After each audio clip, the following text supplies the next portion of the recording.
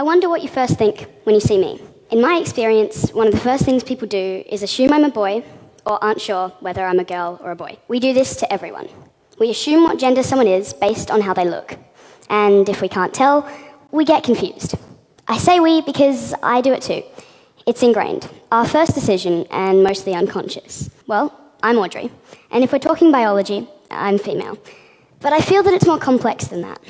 For an entry point, let's look at my style.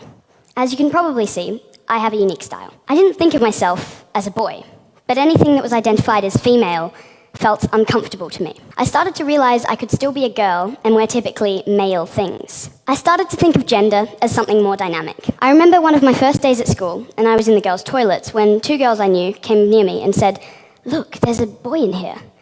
I looked over my shoulder, but there was no one there. So I asked them where. I realized they meant me. I was really shocked. I felt upset and alienated. Eventually, this misrecognition started happening in public bathrooms as well, with adults assuming my gender. Often I would get things like, "Why are you in here?" or "wrong bathroom."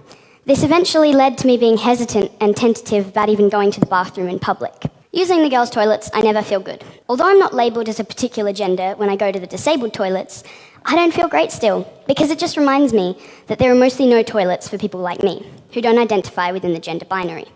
I've realised that for me, gender is a spectrum. What my gender expression and identity is entirely about me and not about how other people perceive me.